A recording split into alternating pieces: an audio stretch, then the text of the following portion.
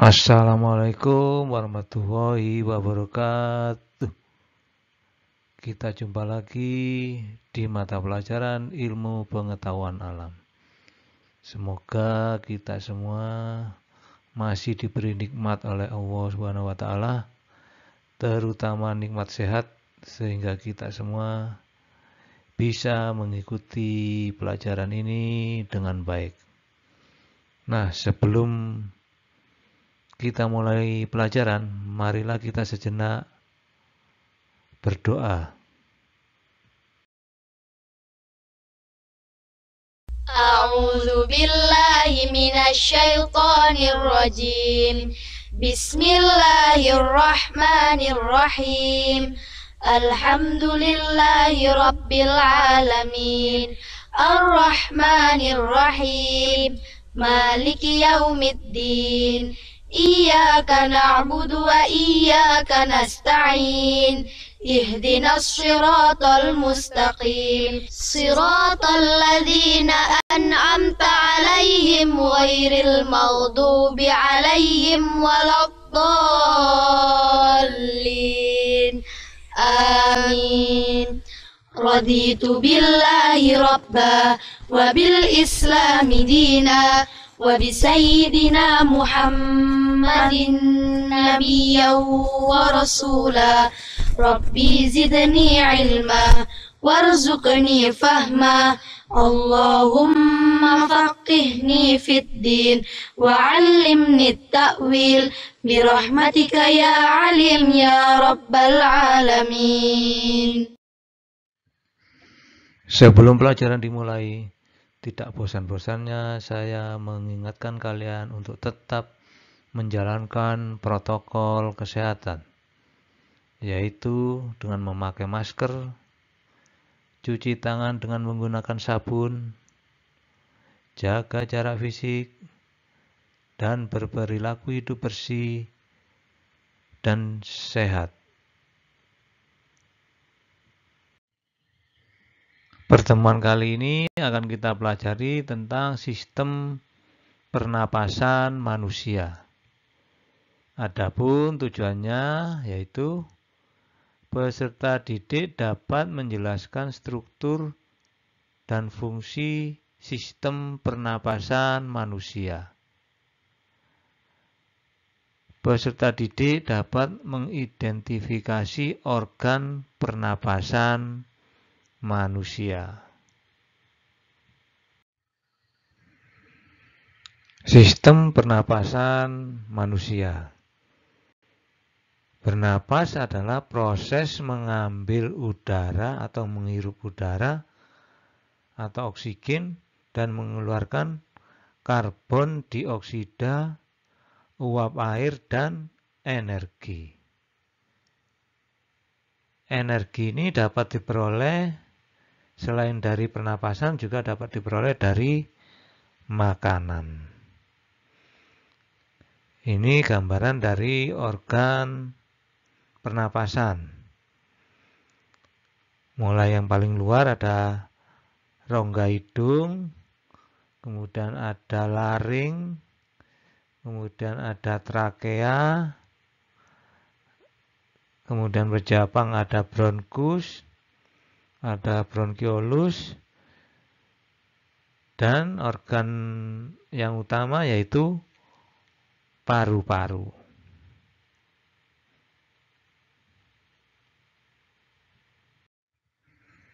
Materi yang akan kita pelajari pada sistem pernapasan manusia yaitu organ sistem pernapasan manusia, mekanisme pernapasan, frekuensi pernapasan, volume pernapasan, dan gangguan pada sistem pernapasan dan upaya mencegahnya. Organ sistem pernapasan manusia terdiri dari rongga hidung, laring, trakea, bronkus, bronkiolus, dan paru-paru. rongga hidung, laring, trakea, bronkus, bronkiolus, dan paru-paru.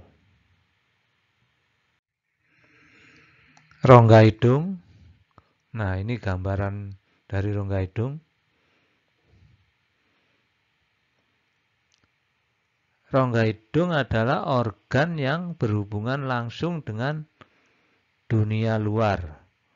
Terdiri atas rambut hidung, selaput lendir, dan konka. Rambut hidung berfungsi menyaring debu atau kotoran. Selaput lendir berfungsi memerangkap benda asing seperti debu, bakteri, dan virus. Konka mengandung kapiler darah, berfungsi menyamakan suhu udara dengan suhu tubuh. Di samping itu, rongga hidung juga berfungsi sebagai indera pencium.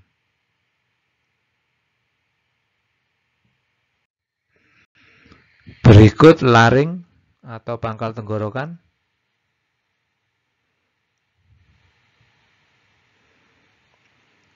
Laring atau ruang suara atau kotak suara biasa disebut pangkal tenggorokan. Dalam laring terdapat epiglotis dan pita suara. Epiglotis adalah katup tulang rawan yang bentuknya seperti daun dilapisi sel epitel. Berfungsi menutup laring ketika menelan makanan atau minuman. Jadi epiglotis ini kalau kita menelan makanan atau minuman, maka laring akan ditutup oleh epiglotis tersebut. Sehingga makanan bisa masuk ke kerongkongan dan tidak salah jalur masuk ke tenggorokan. Jika ada debu, makanan atau minuman yang masuk ke laring, terjadilah refleks batuk.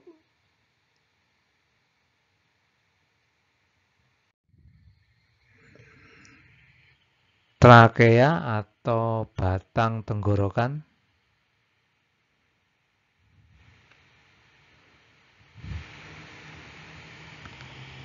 Trakea adalah saluran yang menghubungkan laring dengan bronkus.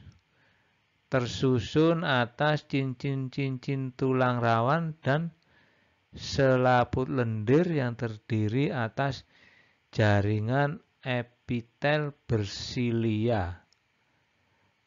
Nah, silia ini berfungsi untuk menyaring benda asing yang masuk saluran pernapasan.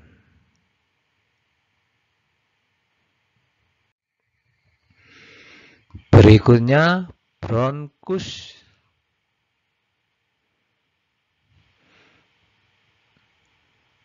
Cabang dari trakea, menghubungkan trakea dengan bronkiolus.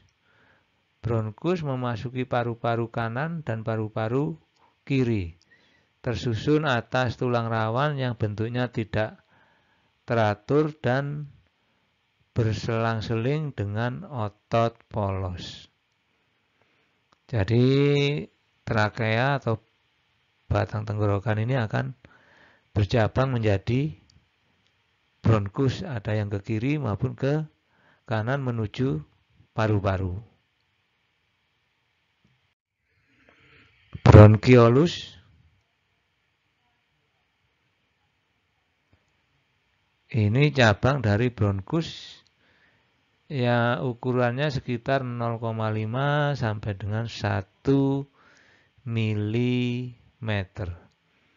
Jadi trakea bercabang menjadi bronkus, bronkus bercabang menjadi bronkiolus. Nah, ini organ yang utama yaitu paru-paru.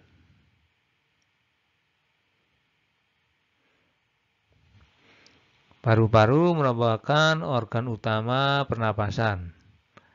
Mempunyai selaput rangkap 2 atau pleura. Pleura berfungsi melindungi paru-paru dari gesekan dalam mengembang dan mengempis. Terdapat alveolus yang tersusun atas satu lapis sel epitel. Paru-paru dibagi menjadi 2, yaitu paru-paru kanan yang terdiri dari 3 lobus dan paru-paru kiri yang terdiri dari 2 lobus.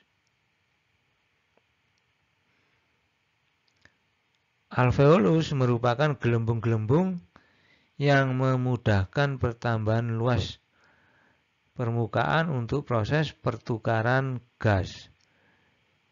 Di dalam alveolus terjadi pertukaran gas oksigen dengan karbon dioksida. Luas permukaannya 100 kali luas permukaan tubuh manusia, sehingga penyerapan oksigen lebih efisien. Jadi pertukaran gas oksigen dan karbon dioksida ini terjadi di dalam alveolus.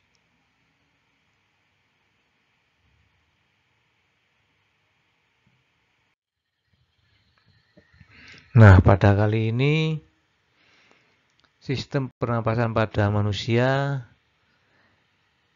kita pelajari organ sistem pernapasan manusia terlebih dahulu. Dan materi berikutnya akan kita lanjutkan pada pertemuan berikutnya. Maka sebelumnya mari kita rangkum hasil belajar kita hari ini. Bernapas adalah proses mengambil udara atau oksigen dan mengeluarkan karbon dioksida, uap air, dan energi. Selain dari pernapasan, energi juga diperoleh dari makanan. Organ pernapasan terdiri dari rongga hidung, laring, trakea, bronkus, bronkiolus, dan paru-paru.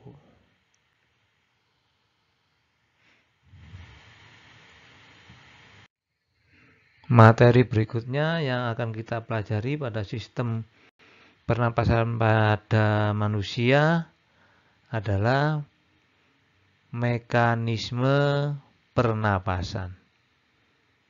Mekanisme pernapasan. Sebelum kita akhiri, mari kita sejenak bersama-sama berdoa agar apa yang kita dapat hari ini bisa bermanfaat untuk kita semua.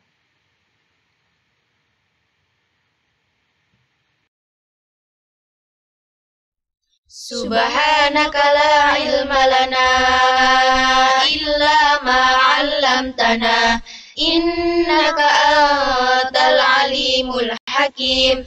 Allahumma anfa'na bima 'allamtana wa 'allimna ma yanfa'una wahdina li ahsanil akhlaq. فإنه لا يهدي لأحسنها إلا أنت اللهم اغفر لمشايخنا ولمن علمنا وارحمهم وأكرمهم برضوانك العظيم في مقعد الصدق عندك يا أرحم الراحمين. Sekian dulu materi kali ini. Tetap semangat, berdoa dan belajar, pasti kalian sukses. Semoga bermanfaat. Wassalamualaikum warahmatullahi wabarakatuh.